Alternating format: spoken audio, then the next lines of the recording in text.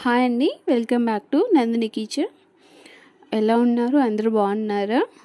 మనం ఎప్పుడు రొటీన్గా చేసుకునే పూరీ కంటే ఈరోజు వెరైటీగా పూరీ ఎలా చేయాలో చూద్దాం. దానికోసం ముందుగా ఒక 2 ఆలుగడ్డలు తీసుకొని పీసులుగా కట్ చేసి ఒక గిన్నెలో వేసేసుకోవాలి.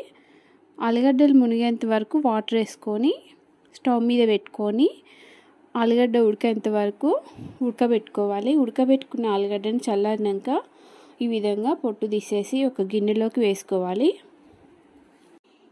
పొట్టు తీసిన ఆలుగడ్డని ఒక గిన్నెలోకి వేసేసుకొని అంతా మొత్తం మంచిగా చిదుముకోవాలి. ఆలుగడ్డ మొత్తం మంచిగా పిండి ముద్ద ఎలా ఉంటుందో అదే విధంగా చేసుకోవాలి. ఆలుగడ్డని ఎంత బాగా మెత్తగా వస్తే అంత బాగా పిండిలోకి కలుస్తుంది.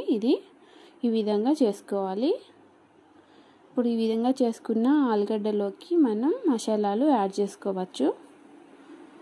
ఒక 1/2 స్పూన్ పసుపు వేసుకోవాలి.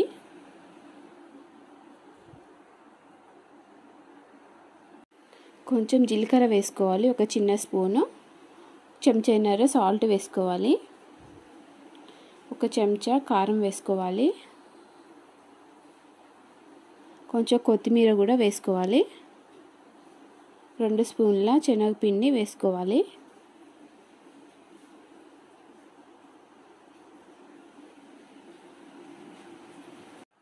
ఇప్పుడు మనం వేసిన ఉప్పు కారాలు పిండి అంతా మంచిగా ఈ ఆలు పేస్ట్కి కలిసేటట్టుగా మొత్తం చేత్తో కలుపుకోవాలి. ఈ విధంగా కలుపుకున్న తర్వాత మనం తీసుకున్న గోధుమ పిండి అందులో వేసుకోవాలి. 300 గ్రాముల గోధుమ పిండి తీసుకున్నాను నేను. ఆలుగడ్డలు ఒక 2 తీసుకున్నాను. ఈ ఆలుగడ్డలో మసాలా మొత్తం ఈ పిండిలో కలిసేటంత వరకు మొత్తం మంచిగా కలుపుకోవాలి. కొంచెం ఆయిల్ కూడా వేసుకొని కలుపుకోవాలి. నీళ్ళు కొన్నే పడుతుంది, ఎక్కువ పట్టవు దీనికి. కొంచెం లైట్గా నీళ్ళు వేసుకోవాలి. పిండి ఎక్కువ జోరు అయినట్టయితే ఇంకొంచెం గోధుమ పిండి యాడ్ చేసుకోవచ్చు. ఒక 10 నిమిషాలు రెస్ట్ ఇవ్వాలి గోధుమ పిండికి. తర్వాత ఈ విధంగా ఉండలు చేసుకోవాలి. చిన్న చిన్న ఉండలు చేసుకోవాలి పూరీ కోసం. పూరీకి ఏ విధంగా ఉండలు చేస్తామో అదే విధంగా చేసి అన్నీ పక్కన పెట్టేసుకోవాలి. పూరీ ఉండలు రెడీ అయినాయి కదా. ఇప్పుడు పూరీ ఎలా ఒత్తుకోవాలో చూద్దాం. పూరీ ఉండకి పొడిపిండి కొంచెం పెట్టుకుంటూ ఈ విధంగా పూరీ ఒత్తుకోవాలి. పొడిపిండి పెట్టకపోతే ఈ పిండి మొత్తం చేతికి అంటుతూ ఉంటుంది. అందుకే పొడిపిండి పెట్టుకోవాలి. అన్నీ ఇదే విధంగా పూరీలు రుద్దుకొని పక్కన పెట్టేసుకోవాలి.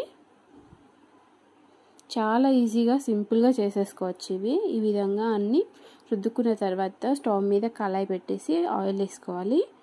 ఆయిల్ బాగా హీట్ అవ్వాలి. అప్పుడే పూరీ అనేది బాగా పొంగుతుంది. హీట్ అయిన ఆయిల్లో పూరీ వేసుకోవాలి. పూరీ మంచిగా ఉబ్బుతుంది, బాగుంటుంది టేస్ట్ కూడా. ఈ విధంగా అటు ఇటు తిప్పేసుకొని మంచిగా కాలిన తర్వాత తీసేసుకోవచ్చు.